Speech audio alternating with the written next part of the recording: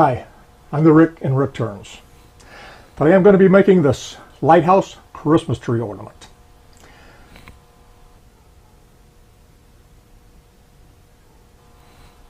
Because after all, nothing says Christmas like shipwrecks and stormy seas. This small Christmas tree ornament, like the others that I have YouTube videos on, is specifically designed to be small, simple, easy to make, so that I can make lots of them to give out to a lot of different friends and family. So let's go to the lathe and get started.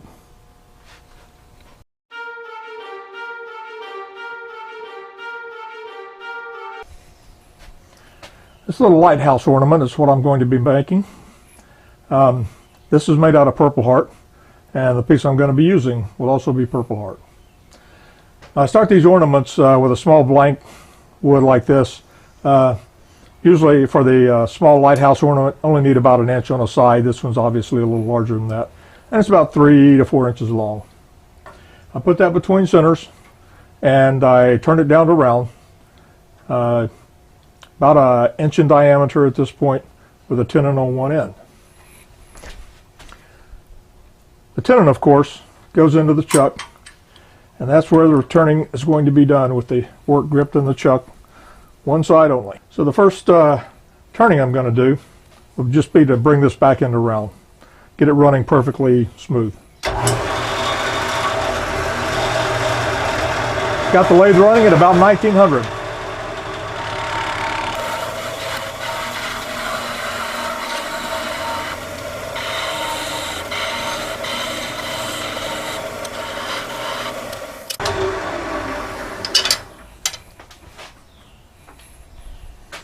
This will be the top of the ornament, and you can see the lighthouse has kind of a peaked roof there.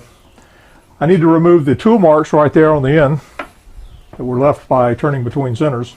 So I'm going to remove those tool marks and cut the slope of the roof at the same time.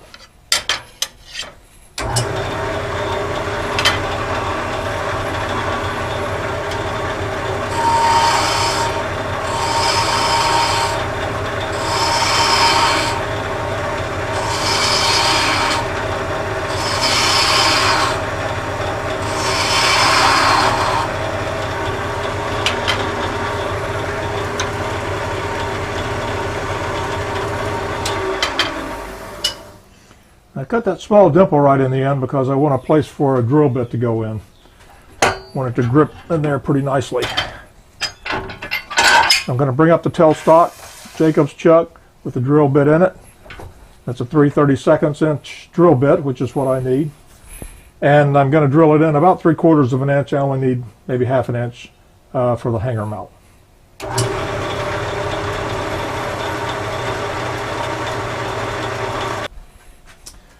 For this ornament, because I'm making a number of them this year, I made up a little template, just got the major cutting points marked on it.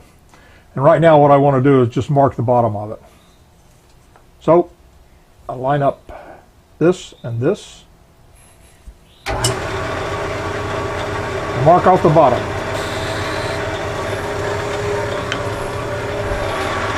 And I'm going to make that cut with a narrow parting tool.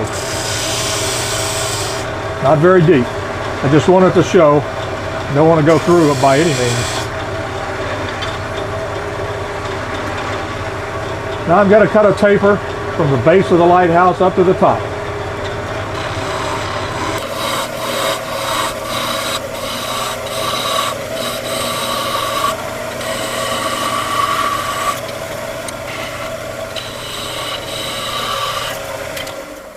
That's sufficient on the taper. I'm going to mark it again now for all these different points. Line up the top, mark off the base, the lower point of the roof, and this is the kind of the walkway around the light. Got a narrow parting tool here I'll be using to cut the light opening.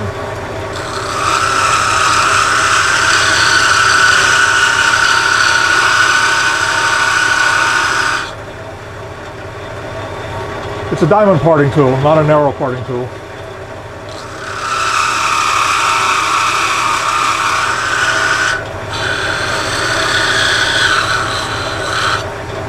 Need about a 1/2 inch diameter there, not much more than that, about a 1/2 inch vertically as well. Now I'm going to cut right below the walkway.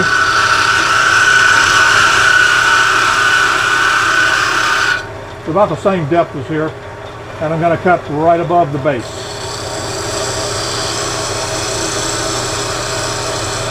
Not very deep, because I want a taper from here to here.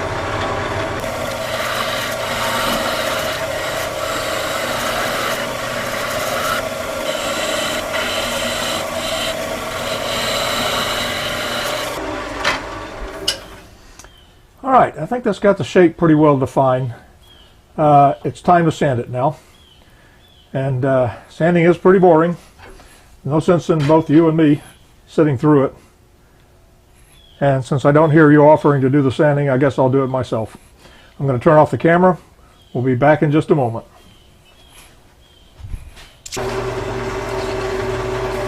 This is the last grit of sandpaper. I'll sand starting at 180 and then go to 240, 320, 400, and 600. And that gives me a nice smooth finish that will polish up very well. Now, before I do any polishing though, I want to put some burn marks in there. Now, if you take a look at my painstakingly researched lighthouse material, you can see a number of lighthouses have bands on them. So I tried using a red magic marker and a red aniline dye, and they both bled pretty bad when I put the finish on. So I'm just going to burn in some lines. But what I'm going to do now is burn in about a 1/4 inch width. Now this is just a piece of MDF. It's about a 1/4 inch wide. You can see I've done some burning with it already. And I'm going to use this to burn in a band here and a band here. First I'm going to turn the lathe speed up because I had turned it down for sanding. Up at about 2300.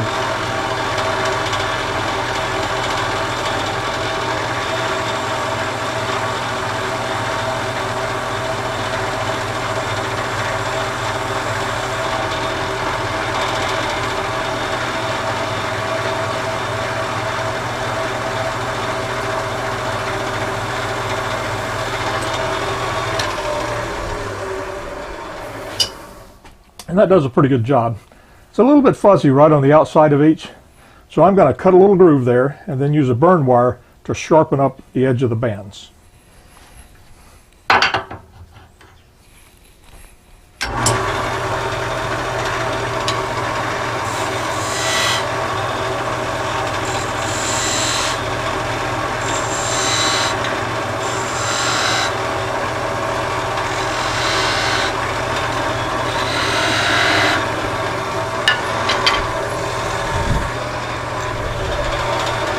This is my burn wire, just a piece of narrow gauge steel wire between two handles.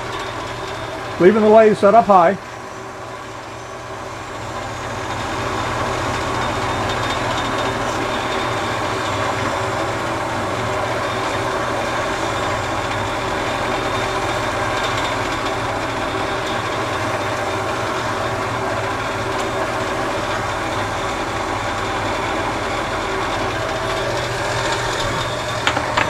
Now it's time to put a finish on there.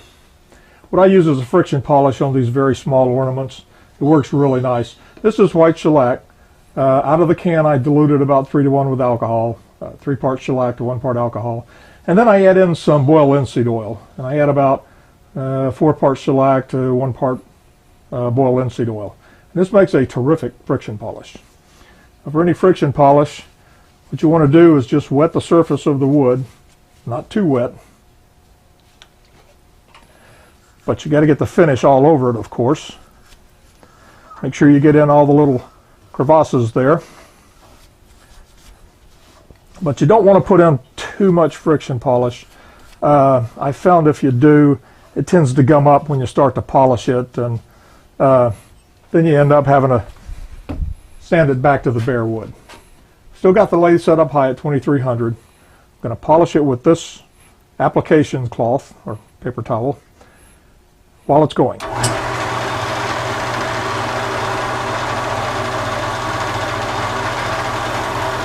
I'm holding it fairly tightly here. That's where the friction comes in. If it's not burning your fingers, you're not holding it tight enough.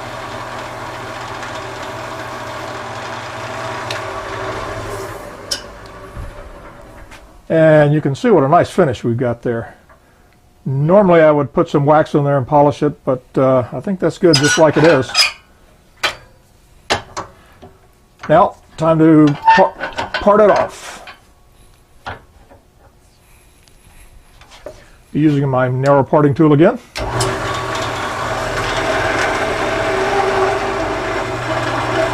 Don't need a high speed for parting.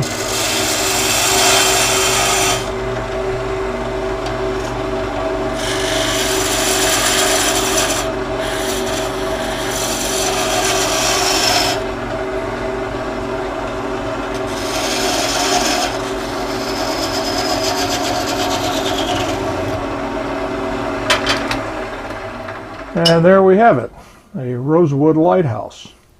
A couple of things left to do. Cut off the little nub there. Got to put a hanger in the top, and I want to drill a hole right in here and drop in a little white circular thing to make it look like a light. So we're going to go over to the drill press for the rest of this.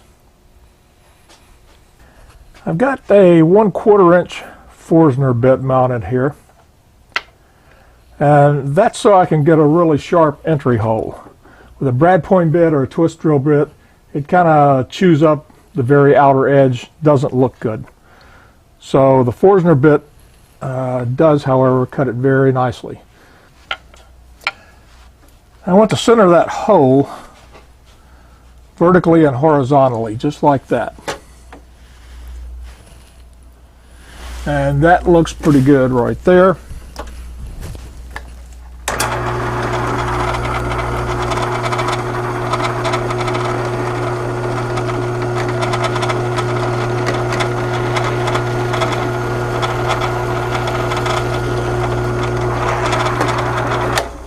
Only needs to be about a 1/4 inch deep.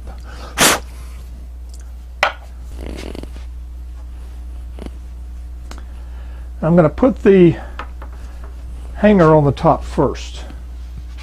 I'm going to use, I make these little hangers out of 16 gauge craft wire so that I can get different colors hangers. You could use a brass screw eye, for instance, and that would work fine. Because it's got this little twist in them, they usually screw down right into that hole very nicely. And I want it to be in there tight. I don't want it to accidentally come out and then have the lighthouse crash onto the floor underneath the Christmas tree. Not good. So I'm going to use 1 drop of CA glue.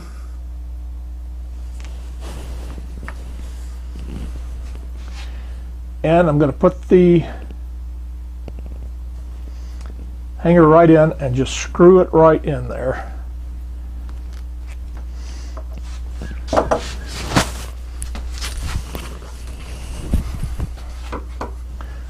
And the last step is putting in the lighthouse light. For the lights, I use these little map pins. I use them a lot for these ornaments for various things. They're the landing feet on the flying saucer. They're the nose on the snowman. I don't need the pin part on the bottom though, so I just clip it off. I'm going to take this and drop it down in that hole on top of some glue. So I'm using a gel CA glue again. I'm going to put in 1 or 2 drops here.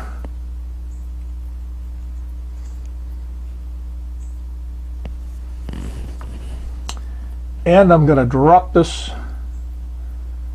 map pin head right in there. And push it down a little bit. Good. There's enough glue in there so that it actually covers it up completely, which is what I want. I want that to be just absolutely completely set. Alright, that's good.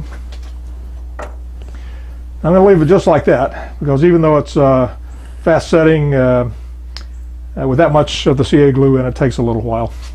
So that's all it takes to make one of these lighthouse ornaments. And there's one benefit that you're probably not aware of. But if you hang one of these on your Christmas tree, you're pretty much absolutely assured that you won't get any ships crashing into your Christmas tree this year. And that's a significant benefit. So I highly recommend you put one of these on your Christmas tree for safety's sake.